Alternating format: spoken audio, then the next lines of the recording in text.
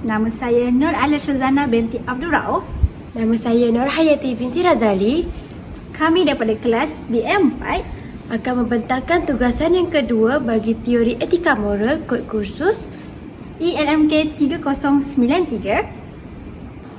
Baiklah, sekarang kita akan kupas satu demi satu mengenai teori etika. Apa itu teori etika?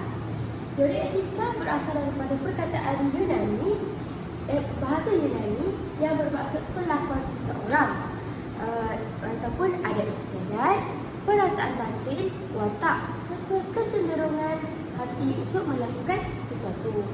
Ahmad Amin 1983 mengatakan, etika ialah ilmu yang menjelaskan antara baik dan buruk, menerangkan apa yang harus dilakukan oleh manusia, menyatakan tujuan yang harus dituju oleh manusia di dalam kehidupan mereka dan menunjukkan jalan untuk mereka melakukan apa yang harus mereka lakukan.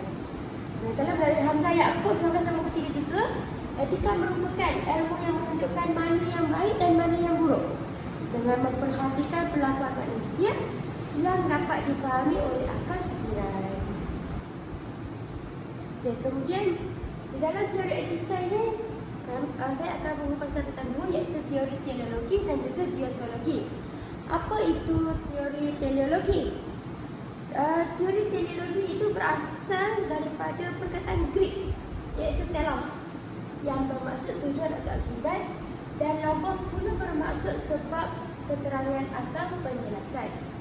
Teori ini menekankan tentang hasil atau kesan daripada tindakan yang dilakukan oleh seseorang. Menurut teori ini juga, jika tindakan seseorang itu membawa kesan baik kepada diri sendiri ataupun kesan yang diingini, maka tindakan itu dibenarkan dan dianggap betul oleh dan juga bermoral. Dan nilai betul dan salah pula bergantung kepada penerimaan sesebuah masyarakat. Jika tindakan ataupun norma itu diterima oleh sesebuah masyarakat, maka nilai itu ataupun perkara itu dianggap betul. Baiklah, kita tengok kepada aliran pemikiran di dalam teori teleologi. Yang pertama ialah aliran pemikiran egoisme. Egoisme merupakan seseorang melakukan sesuatu yang memberikan impak maksimum kepada diri sendiri, dan yang terbagi daripada dua, iaitu egoisme etika dan juga egoisme psikologi. Egoisme ini adalah kesan yang baik apabila seseorang itu ataupun sesuatu itu mendatangkan kesan yang baik kepada diri sendiri ataupun yang dihajati oleh diri sendiri. Dan juga ia akan mengenepikan kepentingan kesan kepada pihak yang lain kerana ia tertumpu kesan terhadap individu. Dan seterusnya utilitarianism, yang di mana merupakan seseorang melakukan sesuatu tindakan yang boleh memberi impak maksimum kepada bilangan paling ramai dalam sesuatu kelompok. Dan juga kebahagiaan itu bersifat keseronokan dan tidak bersifat moral. Dan kemudian kita tengok kepada teori egoisme. Egoisme bermaksud sesuatu tindakan adalah betul dengan melihat kesan tindakan kepada individu. Individu yang berpegang kepada falsafah ini mempercayai bahawa mereka harus mengambil keputusan yang dapat memanfaatkan, memberikan faedah yang paling banyak kepada diri sendiri. Egoisme itu sendiri berasal daripada perkataan ego yang bermaksud aku, dan teori ini lebih bersifat individualistik. Okey, kategori egoisme ni kita ada egoisme psikologi, merupakan teori deskriptif menyatakan bagaimana orang bertindak dan manusia sentiasa bertindak untuk kepentingan diri kerana terbentuk secara mental untuk berbuat demikian. Kemudian juga setiap orang patut bertindak demi kepentingan orang lain tapi memenuhi kepentingannya. Dia boleh bertindak untuk kepentingan orang lain tapi mendatangkan kepentingan untuk diri sendiri juga. Dan egoisme ni ada 3 kategori, iaitu individual, personal dan juga universal. Bagi individual, setiap orang patut bertindak untuk kepentingan sendiri. Jika personal, bertindak kepentingan diri tetapi tidak berhak. Dan manakala untuk universal, setiap orang patut bertindak demi kepentingan orang lain tapi memenuhi kepentingannya. Dan seterusnya bagi egoism etika. Egoism etika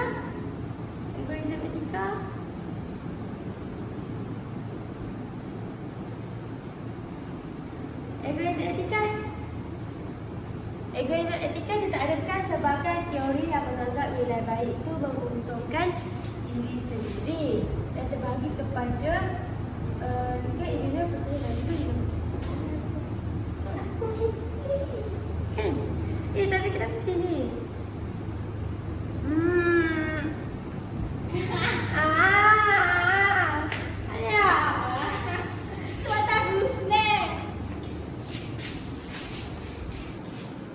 Dah, aku dah buat.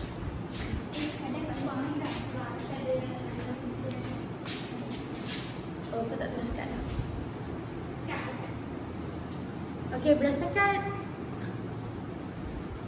Berdasarkan contoh-contoh yang diberikan, menunjukkan bahawa kepentingan diri itu lebih diutamakan daripada kepentingan orang lain. Ini merupakan konsep yang berdasarkan teori egoisme di mana matlamat setiap orang adalah semata-mata untuk mencapai hasrat yang dihajati.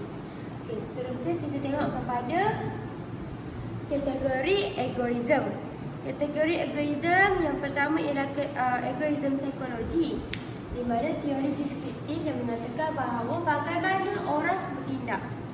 Manusia bertindak untuk kepentingan diri kerana terbentuk secara mental untuk berbuat demikian. Manakala untuk egoisme etika yang ditakdirkan sebagai teori yang menganggap nilai baik itu menguntungkan diri sendiri. Setiap orang patut bertindak demi kepentingannya. Tetapi kepentingan orang lain pun dia ambil kira, tapi lebih mementingkan kepada diri sendiri. Dan juga terbagi kepada tiga, iaitu individual. Individual itu apa? Setiap orang patut bertindak untuk kepentingan sendiri. Personal. Personal itu apa pula? Personal itu bertindak untuk kepentingan diri tetapi tidak berhak. Manakala universal. Universal bertindak demi kepentingan orang lain tetapi ada memenuhi kepentingannya juga. Okey, seterusnya kita tengok kepada contoh etika egoisme. Okey, contoh etika egoisme menyelamatkan bangsa lemas. Jadi, walaupun perkara ini membahayakan diri sendiri, namun demikian ganjaran dalam bentuk wang atau penghormatan dalam memotivasikan individu dalam melaksanakan perkara tersebut. Walaupun kita selamatkan orang yang lemas itu membahayakan diri sendiri, tapi sebabkan ganjaran yang diterima, nama yang akan disebut-sebut, penghormatan, dia sanggup terjun menyelamatkan orang yang lemah. Yang kedua, pergi ke negara untuk membantu mangsa peperangan. Perang kan bahaya, tapi walaupun perlu mengorbankan masa dan tenaga, tapi disebabkan ganjaran dan kerajaan yang disediakan oleh pihak yang bertanggungjawab, maka seseorang dapat melaksanakan perkara ini. Walaupun dia bersifat ego, tapi dia tetap pergi ke tempat peperangan ini. Maksudnya, etika egoisme ni menyusun perkara menjadi keutamaan kepada diri sendiri, walaupun perlu melakukan sesuatu yang lebih menguntungkan untuk diterima atau lebih daripada itu. Seterusnya kita tengok kepada kelemahan egoisme. Kelemahan egoisme tu macam mana pula? Kelemahan egoisme ada 5. Yang pertama, tidak mengutamakan kemurahan hati kerana mengejar kepentingan diri sendiri yang memudaratkan orang lain. Yang kedua, nilai masyarakat tidak dapat dipupuk sebab kita bersifat ego, mementingkan diri. Sudah merosakkan hubungan dan nilai murni yang tidak dapat diterapkan. Hubungan rosak, nilai murni tak dapat masuk dalam diri sendiri. Melainkan individu yang pentingkan diri. Dia dah ego, dia hanya selfish, pentingkan diri sendiri. Kerana peraturan yang bersifat individualistik ini menyebabkan tiada satu piawaian atau ukuran untuk menghakimi sesuatu tindakan. Dan selain kelemahan, ada juga kekuatan teori ini. Yang pertama, dapat membantu dalam mencapai matlamat diri. Kita bersifat ego untuk diri sendiri, kita dapat mencapai matlamat tersebut. Keputusan diri dapat dicapai. Bila kita bersifat ego, kita nak benda tu, kita akan dapat juga. Membantu dalam membina keyakinan dan prinsip diri yang kuat, dan seterusnya membantu sesuatu tanpa bantuan orang lain. Okey, sekarang ni kita terus kepada aliran pemikiran utilitarianism. Yang pertama, nilai kebaikan itu sendiri. Suatu tindakan diukur kepada sejauh mana nilai kebaikan yang berhasil. Nilai impak kebaikan, semakin ramai yang menerima kesan kebaikan dari suatu tindakan, maka semakin baik tindakan tersebut. Seterusnya, utilitarianism, tindakan. Jika suatu tindakan menghasilkan kesan baik dan lebih besar daripada kesan buruk, maka tindakan itu dibenarkan. Dan utilitarianism, peraturan pula, suatu tindakan itu haruslah tidak bercanggah dengan peraturan yang sedia ada dalam sebuah masyarakat atau negara tanpa melihat kesan baik lebih besar daripada kesan buruk itu. Okey, sekarang kita tengok kepada elemen mengukur keseronokan. Elemen mengukur keseronokan yang pertama, intensity. Okey, intensity itu apa? Ialah kedalaman, iaitu sejauh manakah kedalaman kesan pengalaman terhadap seseorang. Yang kedua, jangka masa. Berapa lama kadar keseronokan dan juga kadar kesengsaraan akan berakhir. Kepastian. Kepastian yang didapati daripada keseronokan atau kesengsaraan akibat daripada sesuatu perkara yang telah berlaku. Kesegeraan. Kepantasan seseorang individu mengalami rasa keseronokan dan juga kesengsaraan. Dan seterusnya, kesedaran merupakan kemungkinan yang berlaku pada seseorang individu apabila mengalami keseronokan pada masa akan datang. Dan seterusnya, keberkesanan, iaitu kemungkinan seseorang individu akan mengalami kesengsaraan pada masa hadapan. Sebagai contoh, mangsa yang akan mengalami kemalangan atau takut dan juga risau. Dan yang terakhir, had atau batasan, yang merupakan kadar keseronokan dan juga kesengsaraan yang diterima oleh individu dan dicetuskan oleh individu yang lain. Okey, kelemahannya ada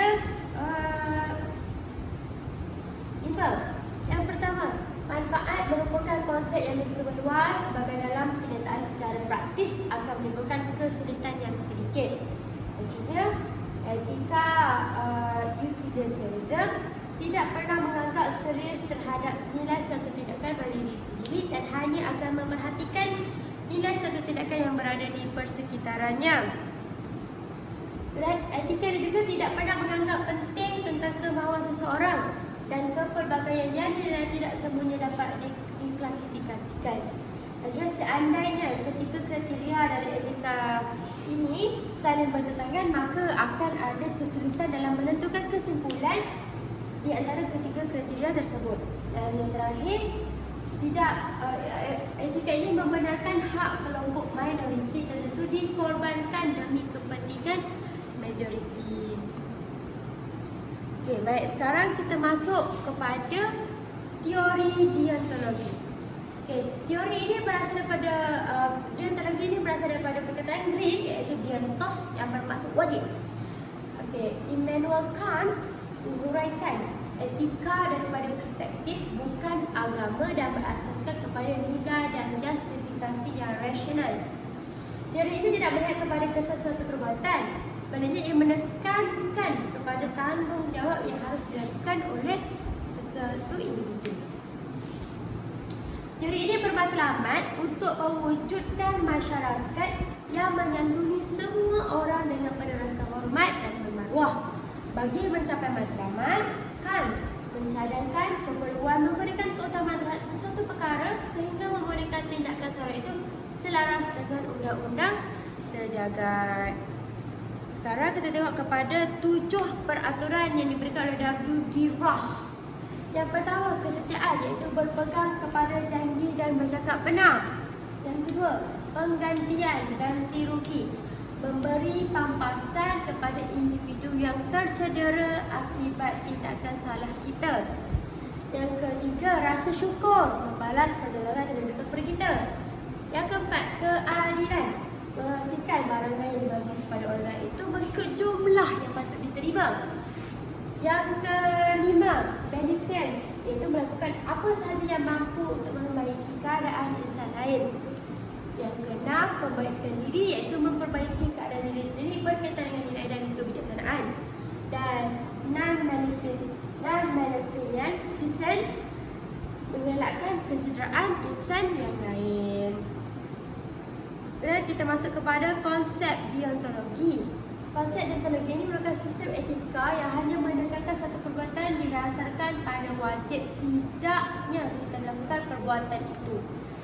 Disebut baik dalam arti sesungguhnya hanyalah kehendak yang baik. Semua hal lain disebut baik secara terbatas atau dengan syarat. Okay, contohnya, kesihatan, kekayaan, kecerdikan adalah baik jika digunakan dengan baik. Tapi jika digunakan oleh kehendak yang jahat, maka semua itu akan menjadi jahat. Kehendak yang baik jika bertindak kerana kewajipan adalah perbuatan dilakukan dengan suatu maksud atau motif lain. Perbuatan itu tidak disebut baik walaupun perbuatan itu suatu kecenderungan atau watak yang baik. Perbuatan dilakukan berdasarkan kewajipan, bertindak sesuai dengan kewajipan atau bersifat legal. Dengan ini kita memenuhi norma hukum. Dan deontologi membahagi kewajipan moral kepada dua. Iaitu yang pertama, kewajipan moral yang mewajibkan begitu sahaja tanpa syarat. Contoh, janji harus ditepati senang atau tidak. Barang yang dipinjam harus dipulangkan walaupun pemiliknya sudah lupa. Yang kedua, kewajipan moral yang diikuti dengan syarat. Contoh, kalau kita ingin mencapai suatu tujuan, maka kita harus menghendaki sarana-sarana yang menuju kepada tujuan itu. Yang kedua, jika kita ingin lulus ujian, kita harus belajar dengan tekun, tetapi sarana belajar itu hanya mewajibkan kita sejauh kita ingin mencapai tujuan tersebut. Dan deontologi ini menekankan perbuatan tidak menghalalkan cara kerana tujuan. Tujuan yang baik tidak semestinya menjadi perbuatan yang juga baik. Di sini kita boleh melakukan suatu perbuatan jahat agar sesuatu dihasilkan itu baik. Jadi kalau kita menceroboh ataupun mencuri ataupun bohong untuk membantu orang lain, itu akan berlaku penindasan. Penindasan terhadap seorang tidak boleh dilakukan kerana ia bertentangan dengan hak-hak yang dimiliki oleh setiap individu walaupun tindakan itu membawa kebaikan kepada masyarakat. Kemudian etika deontologi. Etika deontologi merupakan suatu tindakan dinilai baik atau buruk berdasarkan apakah tindakan itu sesuai atau tidak dengan kewajipan. Kerana bagi etika deontologi, yang menjadi dasar baik buruknya perbuatan itu adalah kewajipan. Yang kedua, pendekatan deontologi sudah diterima dalam konteks agama dan menjadi satu teori etika yang terpenting. Suatu tindakan dianggap baik kerana tindakan itu memang baik pada diri sendiri, sehingga menjadi satu kewajipan yang dilakukan. Jika dinilai buruk secara moral, maka tidak menjadi kewajipan untuk kita. Jadinya bersikap adil adalah tindakan yang baik dan sudah menjadi kewajipan. Sebaliknya kalau pelanggaran terhadap hak ataupun mencurangi orang lain merupakan tindakan yang buruk pada diri sendiri dan wajib kita hindari. Etika deontologi menekankan motivasi, iaitu kemahuan yang baik dan watak yang kuat untuk bertindak sesuai dengan kewajipan. Kemahuan yang baik harus dinilai baik pada diri sendiri dan apabila keadaan sekalipun. Dalam menilai keadaan atau tindakan kita, kemahuan baik harus dinilai paling pertama dan menjadi syarat penting dari segalanya. Dan walaupun falsafah ini diakui oleh agama, namun dua kesulitan yang dapat kita perhatikan daripada teori ini. Yang pertama adalah kehidupan sehari-hari ketika menghadapi situasi dan dilema. Etika deontologi ini tidak memadai untuk menjawab pertanyaan bagaimana saya harus bertindak dalam situasi tegang semasa menghadapi masalah. Pada masa itu terdapat dua atau lebih kewajipan yang saling bertentangan dan ketika itu kita harus memilih salah satu sambil melanggar yang lain. Etika ini tidak banyak membantu kerana hanya mengatakan bertindaklah sesuai dengan kewajipan ini. Yang kedua, sebagaimana dikatakan oleh John Stuart Mill, para penganut etika ini sesungguhnya tidak boleh mengelakkan dari pentingnya akibat sesuatu tindakan untuk menentukan apakah tindakan itu baik atau buruk. Para penganut ini sedia menutup mata terhadap pentingnya akibat sesuatu tindakan supaya tidak memperlihatkan pentingnya nilai suatu tindakan terhadap moral seseorang itu sendiri. Dan kelemahannya, tidak menjadikan satu sepadan yang jelas di mana suatu prinsip kebaikan sejagat itu harus dilaksanakan. Yang kedua, kurang jelas dalam menentukan tindakan itu dianggap moral ataupun tidak. Dan yang terakhir, kurang panduan dalam menangani konflik dan juga prinsip dan tanggungjawab. Kita akan masuk kepada teori pengembangan psikologi moral. Menurut Kamus Dewan edisi yang keempat 2005, kognitif merupakan proses mental untuk mentafsir, mempelajari dan memahami sesuatu proses. Pembelajaran termasuklah pengamatan yang berlaku dalam otak manusia. Aspek perkembangan kognitif adalah aspek yang penting dalam pertumbuhan dan perkembangan manusia.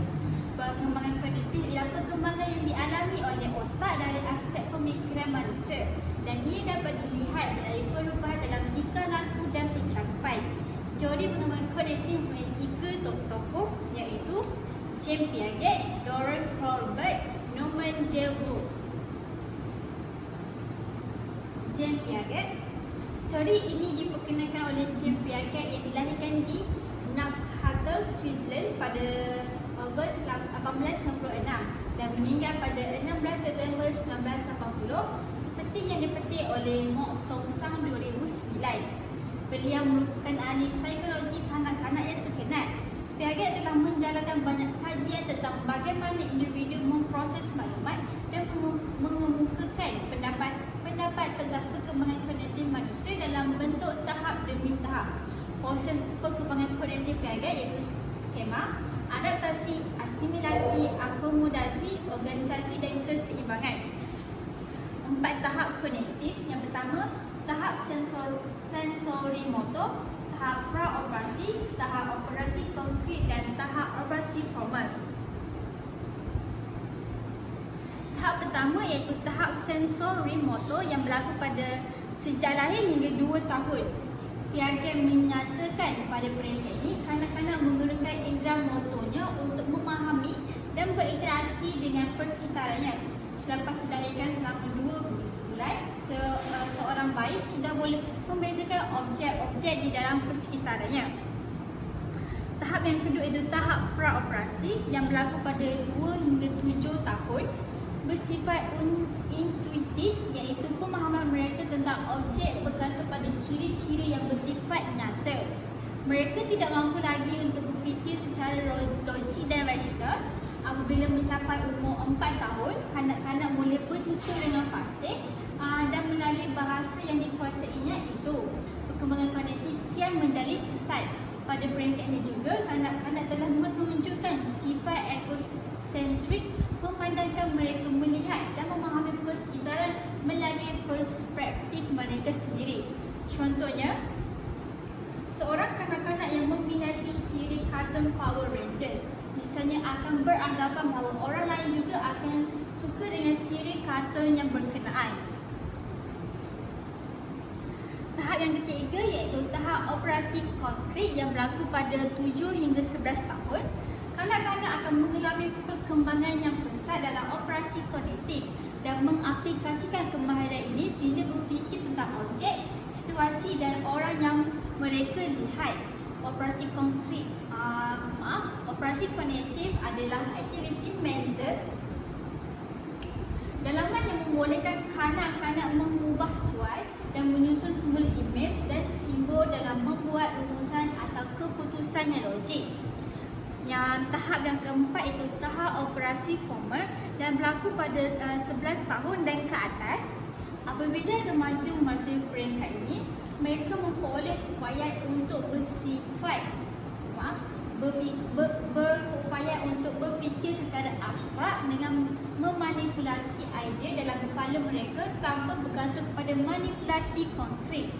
Seorang remaja boleh melakukan pengiraan matematik, berfikir secara kreatif, menggunakan penanggalan abstrak dan membayangkan hasil tindakan tersebut.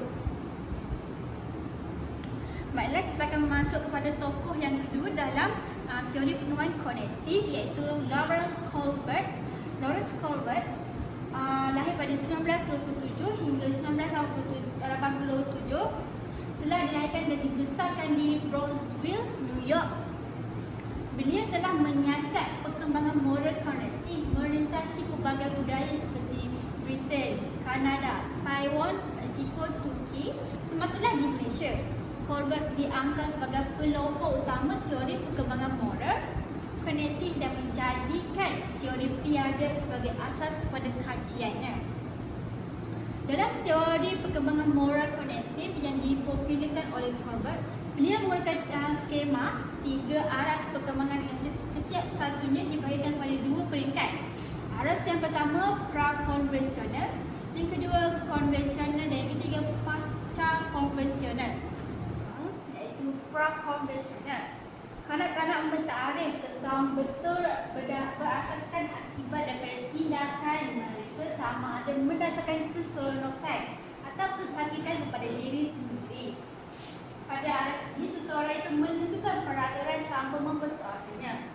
Mereka mengenai baik dan buruk berdasarkan arahan dari pihak luar atau pihak lain yang berautoriti.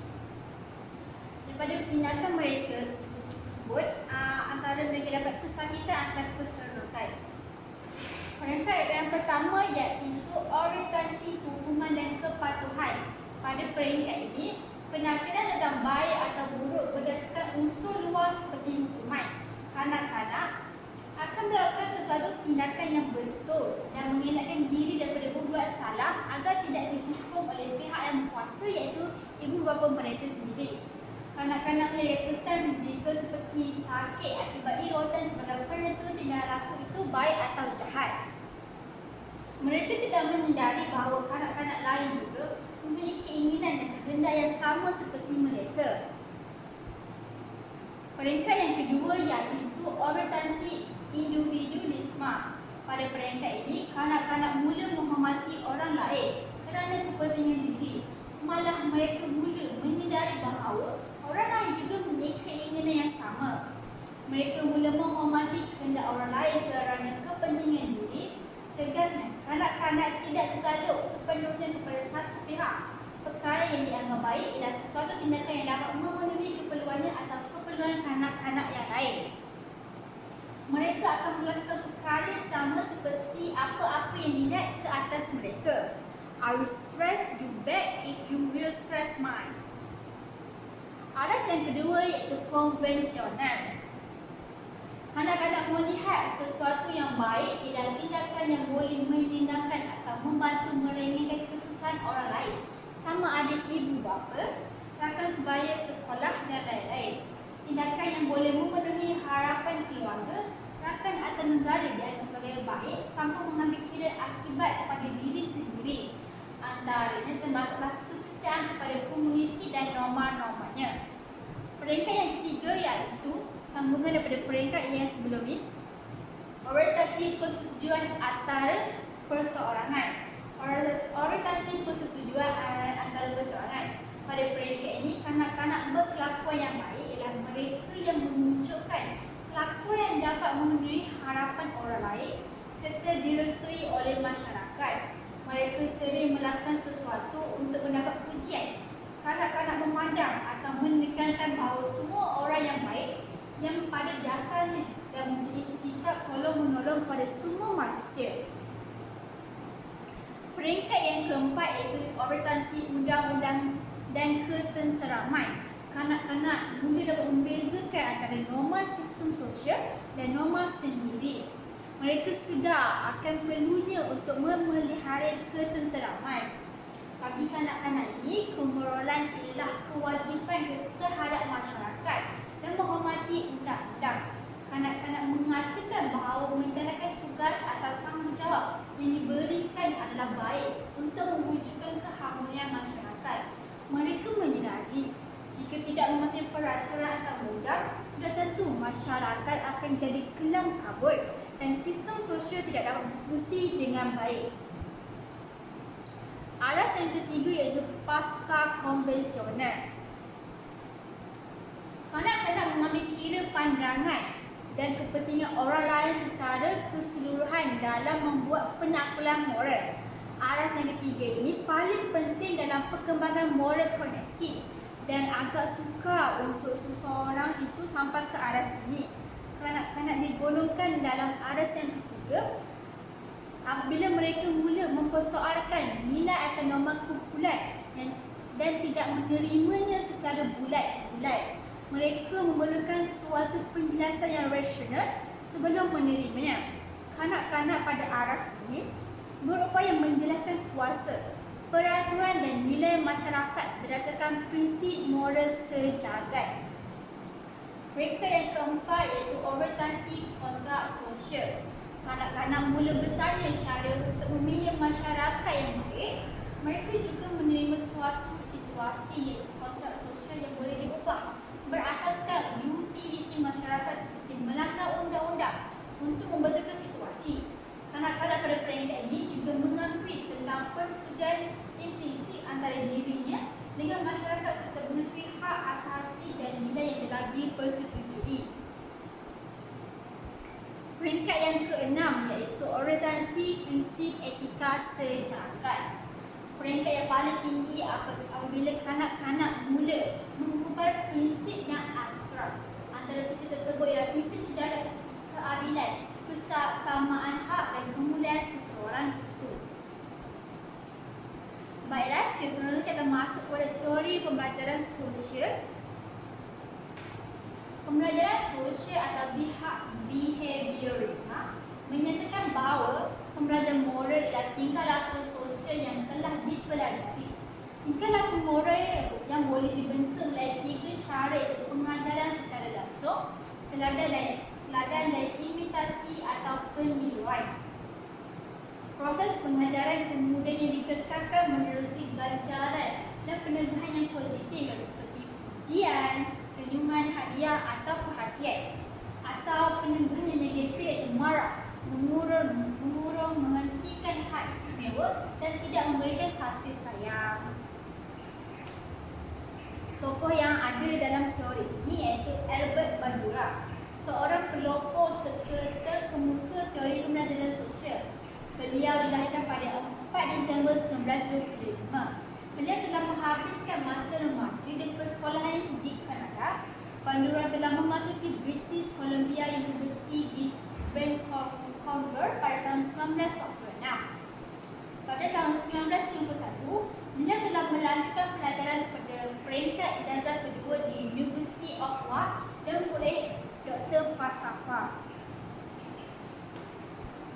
Bandura telah menjalankan beberapa kajian tentang tingkah laku manusia. Antaranya termasuk pembelajaran manusia melalui pemerhatian yang diusahakan bersama-sama Walters pada tahun 1963 dan beberapa kajiannya berikut pada tahun 1971, 77, 78 dan 86. Pelbagai teori telah dikemukakan oleh para pendidik untuk menerangkan perkembangan pemikiran tingkah laku moral.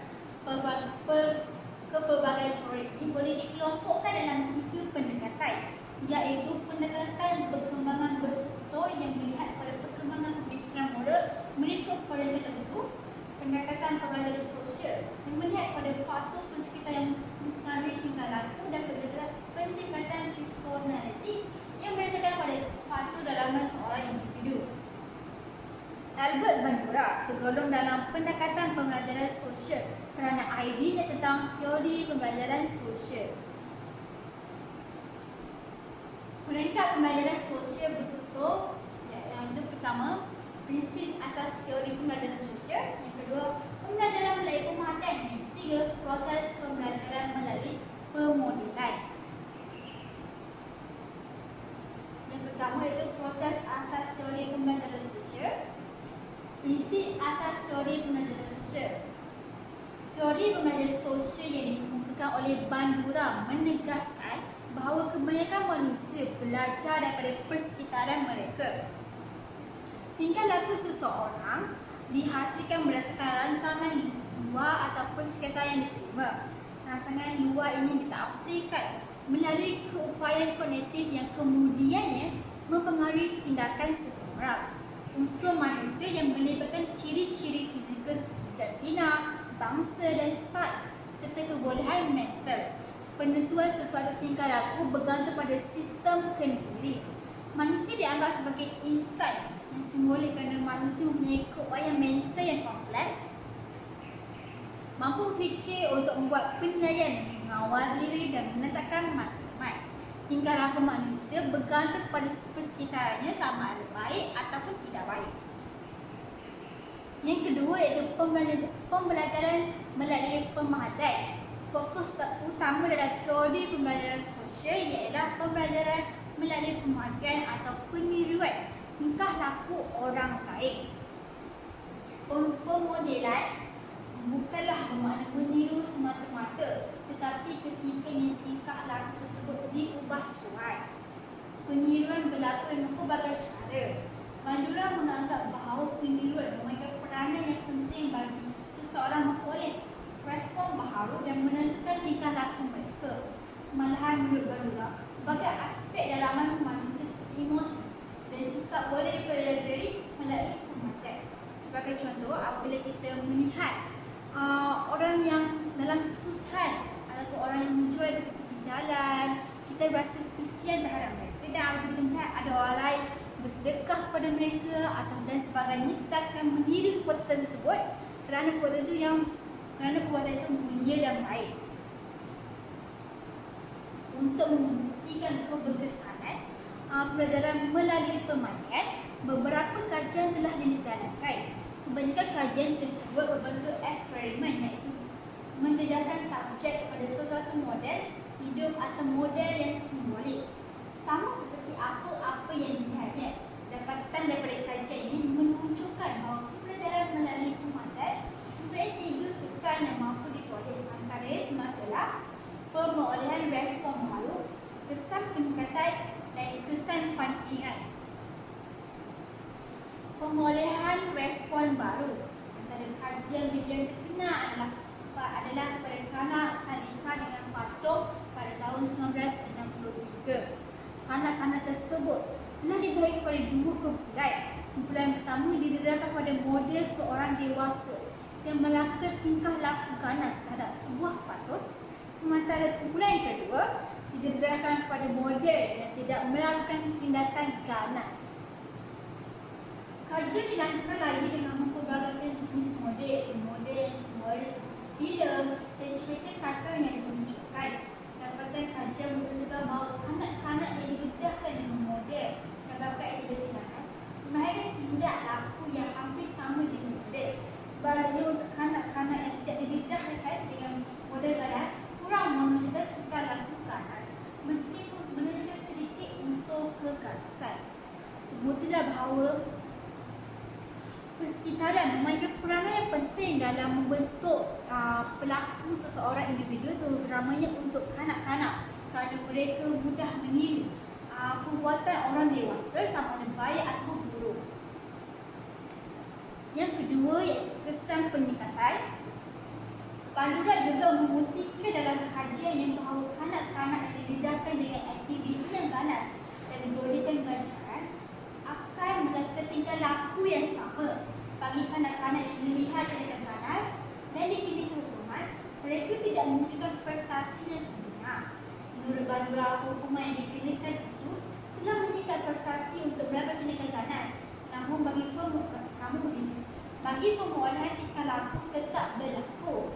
Untuk membuktikan situasi ini, kanak-kanak yang melihat model diberikan hukuman tadi, kemudian diberikan ganjaran.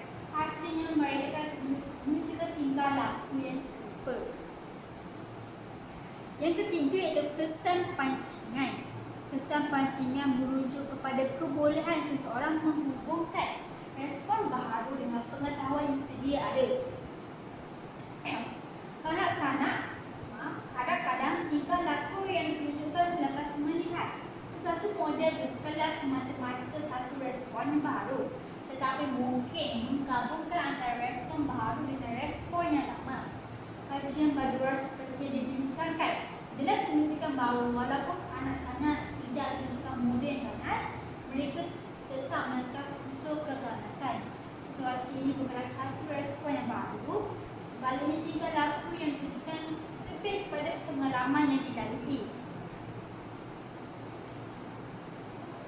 Yang ketiga iaitu proses pembelajaran melalui pemodelan.